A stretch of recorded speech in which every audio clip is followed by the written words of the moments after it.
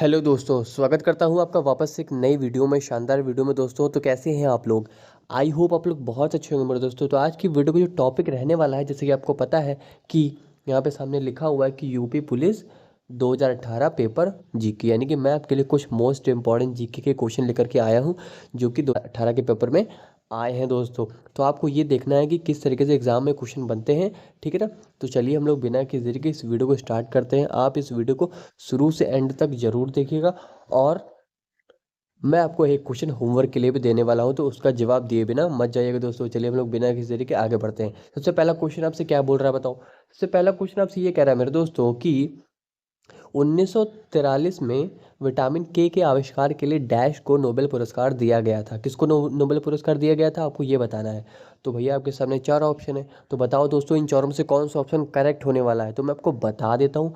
इसका जो right option होगा दोस्तों, आपका ऑप्शन नंबर बी हो जाएगा दोस्तों। बी ऑप्शन है क्या भैया? बी ऑप्शन है डोइजी एंड डैम। डोइजी एंड डैम इसका करेक्ट आंसर होने वाला है दोस्तों। ऑप्शन नंबर आपका इसमें बी करेक्ट हो जाएगा, आपको ध्यान में रखना है दोस्तों, ठीक है ना। चलिए हम लोग बिना किसी देरी के इस वीडियो को स्टार्ट करते हैं, आगे की तरफ बढ़ते हैं।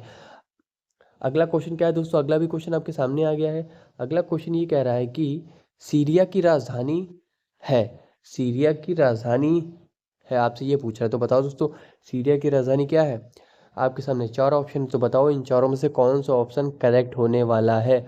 तो मैं आपको बता देता हूँ, इसका जो राइट ऑप्शन होगा आपका ऑप्शन नंबर कौन सा हो जाएगा? दमिश्क, यानी कि ऑप्शन नंबर बी होने हो जाएगा। आपको ध्यान में रखना है दोस्तों, ठीक है ना। दमिश्क इसका करेक्ट आंसर होने वाला है दोस्तों। सीरिया की राजधानी क्या है? दमिश्क है, आपको ध्यान में रखना है, ठीक है ना। और मैं आपको बता दूं राजधानी से रिलेटेड, ठीक है ना, ये क्वेश्चन बहुत ही इंपॉर्टेंट है और इससे रिलेटेड क्वेश्चन बनते भी एग्जाम में, ठीक है। तो आप जरूर पढ़ करके जाना दोस्तों, ठीक है ना। और मेरी वीडियो काफ़ी सारी ऑलरेडी आ चुकी हैं, आप जाकर के उनको देख लीजिए, ठीक है ना। आपको काफ़ी हेल्प मिलेगी दोस्तों। चलिए हम लोग बिना किसी देरी के आगे बढ़ते हैं। अगला क्वेश्चन क्या बोल रहा है बताओ।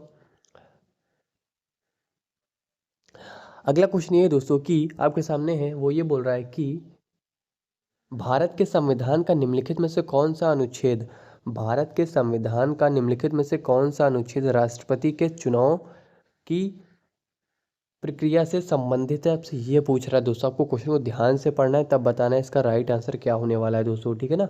तो बताओ दोस्तों कौन सा है? अनुच्छेद 67 है, या फिर अनुच्छेद 55 है, या फिर अनुच्छेद 51 है, या फिर अनुच्छेद 74 है। तो मैं आपको बता देता हूँ, उसका जो राइट ऑप्शन होगा दोस्तों, आपका ऑप्शन नंबर कौन सा होगा? बी होगा दोस्तों, ठीक है ना। बी ऑप्शन क्या है दोस्तों? बी ऑप्शन है अनुच्छेद 55। आपको ध्यान में रखना है, ठीक है। अनुच्छेद 55 इसका करेक्ट आंसर होने वाला है, आपको ध्यान में रखना है, ठीक है ना। कि भारत के संविधान का निम्नलिखित में से कौन सा अनुच्छेद राष्ट्रपति के चुनाव की प्रक्रिया से संबंधित है? अनुच्छेद 55 आपका दोस्तों इसमें करेक्ट आंसर होने वाला है, ठीक है। चलो हम लोग बिना किसी तरीके आगे बढ़ते हैं। अगला क्वेश्चन क्या है दोस्तों? अगला भी क्वेश्चन आपके सामने आ गया है। वो ये बोल रहा है कि भारत के संविधान का निम्नलिखित में से कौन सा भाग नागरिकता से संबंधित है। आपसे ये पूछ रहा है। तो बताओ दोस्तों कौन सा ऑप्शन करेक्ट हो जाएगा? भाग 6, भाग 2, भाग 8, या फिर भाग 12। तो बताओ दोस्तों इन चारों में से कौन सा ऑप्शन करेक्ट होने वाला है। तो मैं आपको बता देता हूँ, इसका जो राइट ऑप्शन होगा दोस्तों, आपका ऑप्शन नंबर बी हो जाएगा। बी ऑप्शन क्या है भैया? भाग 2। आपको ध्यान में रखना है दोस्तों, ठीक है ना। कौन सा हो जाएगा बताओ? भाग 2 इसका करेक्ट आंसर होने वाला है, आपको ध्यान में रखना दोस्तों, ठीक है ना। भाग 2 इसका करेक्ट आंसर होने वाला है, ठीक है। ऑप्शन नंबर बी दोस्तों, ठीक है। चलो हम लोग बिना किसी देरी के आगे बढ़ते हैं। अगला क्वेश्चन भी आपके सामने है दोस्तों। अगला क्वेश्चन आपसे क्या बोल रहा है बताओ। अगला क्वेश्चन आपसे ये कह रहा है कि भारत और पाकिस्तान के बीच किस वर्ष शिमला समझौते पर हस्ताक्षर किए गए थे।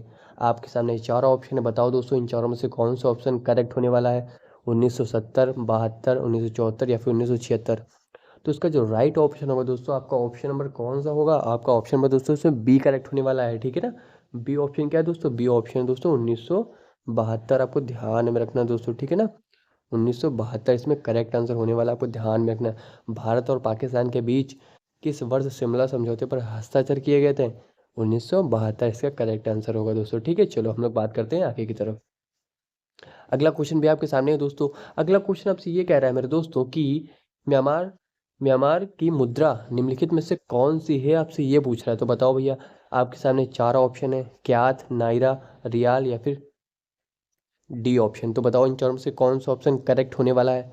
तो मैं आपको बता देता हूँ, इसका जो राइट ऑप्शन होगा दोस्तों, आपका ऑप्शन नंबर ए होने वाला है। ए ऑप्शन क्या है बताओ भैया? ए ऑप्शन है क्यात। आपको ध्यान में रखना दोस्तों, ए ऑप्शन क्या है दोस्तों? ए ऑप्शन है क्यात, ठीक है ना। ये ऑप्शन है क्यात, आपको ध्यान में रखना। ऑप्शन नंबर इसमें ए करेक्ट हो जाएगा, ठीक है ना। म्यांमार की मुद्रा निम्नलिखित में से कौन सी है? क्यात है, आपको ध्यान में रखना है। ये भी क्वेश्चन इंपॉर्टेंट है बहुत ज़्यादा, इससे रिलेटेड भी क्वेश्चन बनते हैं एग्जाम में, ठीक है ना। चलो हम लोग बिना किसी देरी के आगे बढ़ते हैं। अगला क्वेश्चन क्या है दोस्तों? अगला क्वेश्चन भी आपके सामने है दोस्तों कि भारतीय रिजर्व बैंक की स्थापना किस वर्ष हुई थी? तो बताओ भारतीय रिजर्व बैंक की स्थापना किस वर्ष हुई थी दोस्तों? बताओ फटाफट आप लोग कमेंट सेक्शन में कि भारतीय रिजर्व बैंक की स्थापना किस वर्ष हुई थी। तो मैं आपको बता देता हूँ दोस्तों, इसका जो राइट ऑप्शन होगा आपका ऑप्शन नंबर बी हो जाएगा दोस्तों, ठीक है ना। बी ऑप्शन क्या है? बी ऑप्शन है 1935, आपको ध्यान में रखना दोस्तों, ठीक है ना। 1935 इसका करेक्ट आंसर हो जाएगा, आपको ध्यान में रखना है, ठीक है। चलो हम लोग बिना किसी देरी के आगे बढ़े। अगला क्वेश्चन भी आपके सामने आ गया है। अगला क्वेश्चन क्या है उसको भी देख लेते हैं हम लोग, चलिए।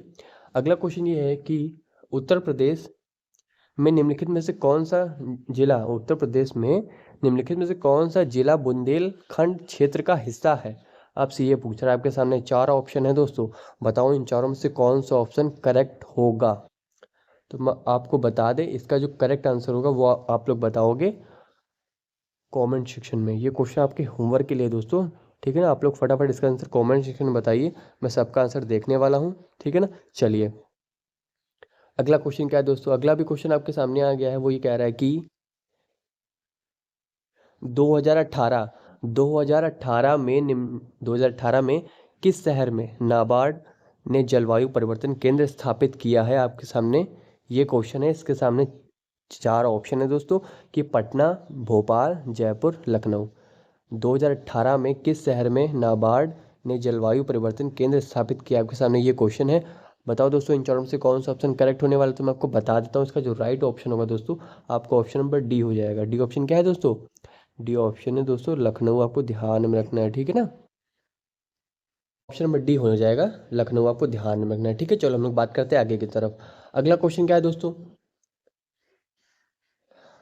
अगला क्वेश्चन भी आपके सामने आ गया दोस्तों। अगला क्वेश्चन आपसे ये कह रहा है कि खून में कुछ कोशिकाओं की उपस्थिति के कारण खून में कुछ कोशिकाओं की उपस्थिति के कारण रक्त के थक्के का गठन होता है। इन कोशिकाओं को क्या कहा जाता है? आपसे ये पूछ रहा है दोस्तों। तो बताओ दोस्तों इन चारों में से कौन सा ऑप्शन करेक्ट होने वाला है? एरिथ्रोसाइटस या फिर लिम्फोसाइटस या फिर मोनोसाइटस या फिर थ्रोम्बोसाइटस। तो बताओ दोस्तों इन चारों में से कौन सा ऑप्शन करेक्ट होगा। तो मैं आपको बता देता हूँ, इसका जो राइट ऑप्शन होने वाला है आपका ऑप्शन नंबर डी हो जाएगा दोस्तों, ठीक है ना। थ्रोम्बो साइटस, आपको ध्यान रखना। ऑप्शन नंबर इसमें बी नहीं डी करेक्ट होगा, आपको ध्यान, ऑप्शन नंबर कौन सा? डी हो जाएगा, ठीक है। तो ये वीडियो आपको कैसी लगी कमेंट सेक्शन में लिखना मत भूलिएगा, और सभी तक ये इन्फॉर्मेशन, ये जो वीडियो है ये शेयर कर दीजिए। और भी मोस्ट इंपॉर्टेंट वीडियो आ चुकी है, आप जाकर के देख लीजिए दोस्तों।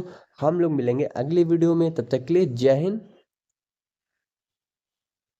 और दोस्तों चैनल को लाइक सब्सक्राइब करना बिल्कुल मत भूलिएगा।